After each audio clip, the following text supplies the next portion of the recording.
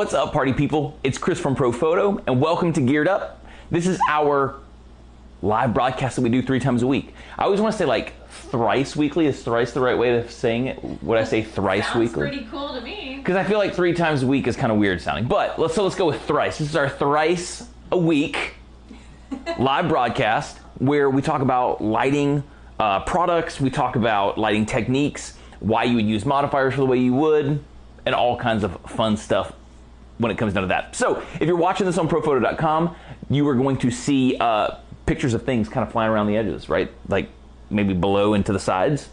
You can click on those if you want some more information on some of the stuff that we're talking about today. If you're watching this on Facebook or YouTube, you don't have to worry about that because nothing's going to pop up there. But if you want to have access to all that information, if you want to jump into a one-on-one session with Anders or someone else from Pro Photo and talk about gear on a one-to-one basis, you can also click the link in the description. So check that out on prophoto.com.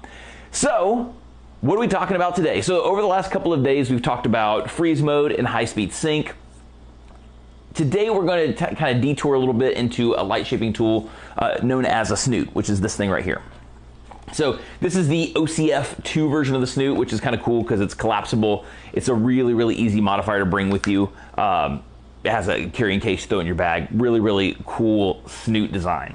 And then it just pops open like this. But what's so cool about a snoot is it can take your light and bring the size of it down quite substantially, and it's going to give you a really, really crisp circle, something where you can kind of point your light right where you want. So it will help give you really, really controlled highlights. The light that comes out of it again is a really tight circle. The edges stay pretty much intact, and especially if you back it up even more from your subject, you're going to harden that light up a little bit more. So it's a really, really nice modifier for, you know, a lot of people use it for hair lights or just getting highlights exactly where you want it on your subject. So they're really cool. I think they go a little underutilized. I think most things that aren't softboxes go a little underutilized in the world of photography.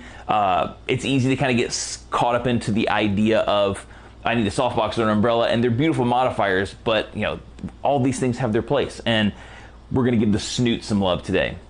So we're going to be using the snoot in an application where we're using portraits, but you can use it in product photography. So again, if you want to take your light and highlight something in particular in your photo, a snoot's going to be a jam up modifier that you can use that. So if you're using something like a D2 or a D1, or if you're using one of the Pro Packs or an Acute Pack or something like that, you're not going to want to put one of these OCF modifiers on there. They're not made for the high heat of the continuous or of the modeling lamp on those units.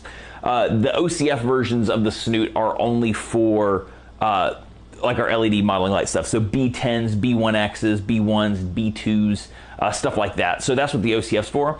If you are a Pro Pack user or an Acute Pack user or a D1 or D2 user, you would want to pair the snoot that's made for the not the OCF, the snoot that's made for the zoom reflector, and that stuff will probably pop up here on, like I said, if you're watching on prophoto.com, that stuff will pop up here on the sides.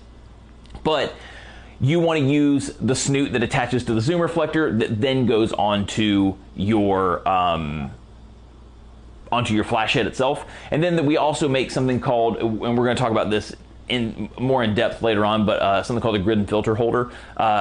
And that will allow you to put some grids behind it too if you want to. With the OCF version, you have the OCF grid filter holder that you can kind of slide on there, and you can control a little bit more of the light. The nice thing about the snoot is, and we talked about this when we did use the grids with it, the snoot by itself doesn't inherently make the light more contrasty. It helps kind of point your highlights right where you want them. Whereas a grid has this tendency to just increase the contrast. So if you want to, like I said, point your highlights where you want, but you don't want really a contrast bump, snoot's a really good move as opposed to using a grid. So that being said, we're gonna take some photos. We have set up today 2 B10 pluses. I've got they're just the ones I grabbed today. There's no reason that I went with the 500 watts over the 250 watts. They were just, all my other lights are hanging and these were just on light stands, so we're just using them. So it's pretty much the moral of that story. And we're gonna, ready for me? yeah, we're ready to rock and roll. So we're gonna bring Kate in. Let's do it. And we're just going to show you how you can use the snoot. You can move the light around. You can and see how you can put the light right where you want it with the snoot, and see how beautiful the shape is. It's really, really cool. So let's bring in, and so just so you can kind of see what we have set up right here, I'm going to spot this out on Kate's face, and then this is going to be a hair light that's also going to kind of come down and highlight the shoulders. But again, I'm going to show you how you can take this and easily move the light around and put those highlights. So maybe I don't want the highlight on the shoulder. Maybe I just want to put it on, you know, the side of the head. So you'll be able to see all that stuff, and just two really basic modifiers. It's really cool stuff. So let's start off with a shot right here. I'm going to try to give myself as much room as possible. I know I just tugged on the HDMI cable from my computer, so I had to make sure I didn't. I think it should be fine. Okay. Yeah, it should be fine. I was just double checking on the screen that we weren't losing anything. So here we go. So go nose a little bit more towards this right here. Here we go. 3, 2, 1. Oh, I'm still dragging my shutter. So let me actually go back to the settings that I want. It still looks really, really nice. Actually looks really good with the kind of the filled in shadows. But here we are. This is going to get a lot more dramatic. 3, 2, 1. There we go. Now you can kind of see that you're pointing the highlight right where you want it. And wow, then that's such a different photo. Massive difference. Yeah. The first one's not bad. The first photo's not bad. It's just, it's got a lot of fill in. You can see that there's a lot of, you're still pointing the highlight right where you want, and all these shadows are filled in. And that's just filled in from our video lights. But this is just the flash heads themselves. So what's cool is you can kick on the continuous light, and you can decide kind of how you want this light to fall. So maybe I want it to, maybe I want to broad light it a little bit more, right? You can kind of just take this, and then again, you can just kind of move the light around and see where that highlight falls. And what's cool is, here we go, 3, 2, 1. What's cool is that's a really cool shot. And you can see the highlights kind of falling right here a little bit more, and it's starting to taper off around the edges here. So you can easily just take the snoot, back here for a second, Kate. You can take that snoot, and then you can just lift it up a little bit to get that highlight where you want. Right there. And then 3, 2, 1. And boom. So we're able to take that highlight. Really, really cool stuff. And we'll break this down a little bit more too, so you can see it in a second. But we were able to take that highlight that was here, and we're able to move it up right here to more in her eyes. So it's a really neat modifier for tons of control. And so say now I don't want, I don't want all this shoulder love that I'm getting from this. I can easily just take the snoot and point it like right here. And that way we can try to keep all of that light on the hair. Probably actually moved it in quite a bit. Let me power it down just a skosh. I feel like it's gonna need it. There we go. So just to get that light off the shoulder a little bit more, 3, 2, 1. Boom. And then now I have a really nice hair light. It's got a good bit of punch to it. I was able to, for the most part, and so I have a little bit of highlight on the nose that I don't love. Come back here for a second, Kate. No, it's not you. It's just my positioning of the light. Is that like my makeup? Yeah, you look gorgeous. Appreciate it. I put a little too much highlight. I got a little out of control. I can't help it. All right, cool. Let's pull the power down a little bit more because I'm moving it in. But again, the nice thing about this is how much control you have to put the, point the light right where you want it. So here we go. 3, 2, 1.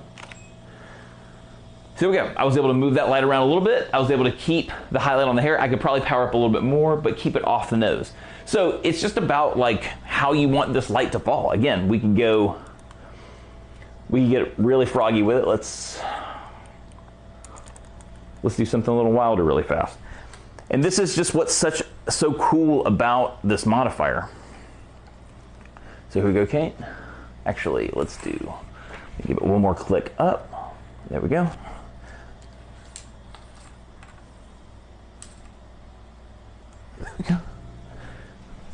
And you just have a ton of control. So here we go. 3, 2, 1. Really cool stuff. And then you were able to take that light, bring it down again from above, really, really high. Get some nice highlights on the shoulders to help separate the shutout. So it's really cool stuff. Thanks, Kate. Yay. Sick. All right, let me pull these forward so you can see what we're talking about. And I'm even gonna bring up the kind of the boo-boo shot, the one where I had the background lights coming into it, because I think, you know, again, even though it's not as dramatic as you would see with the ladder shots that we had, the fact that you still had control over that highlight, even then, it's a pretty big deal. Let me make sure I'm kind of moving myself in the right spot. All right, cool. Put this out of the way. Sweet, so let's bring up some photos.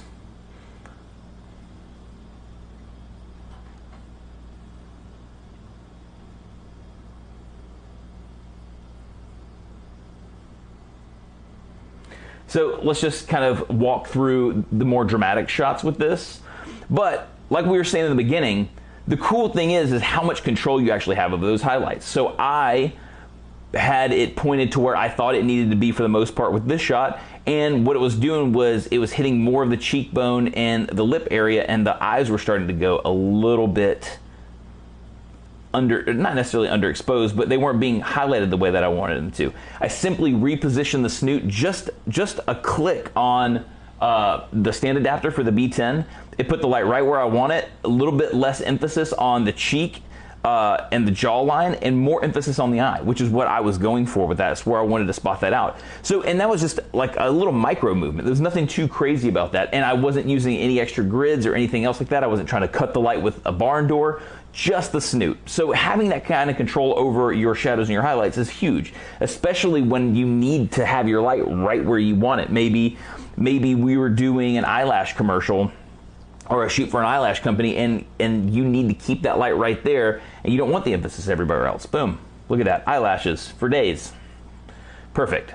So then, like here with the hair light, you could see originally we had a little bit of spill on the shoulder, but nothing really coming from here. We were able to take that light and broadcast it kind of past the hair right here, and it hit that shoulder, giving that a little bit of separation. But we were able to easily turn that light. The first time I turned it, I was getting some, oh, hold on, let me do the little hand tool. The first time I moved the light, I was getting some highlights right here that I didn't want for my snoot, but I was able to simply reposition it. Actually, this isn't the one that I repositioned for. It was this one. This is the one that I repositioned for, just to get that highlight off the cheek and the nose. So really, really cool stuff. And then I was able to take that same light and put it back where I wanted to. A little more highlight on the nose and the forehead than I would have liked to, but it's just about playing with the direction of the light. And then again, let's go here.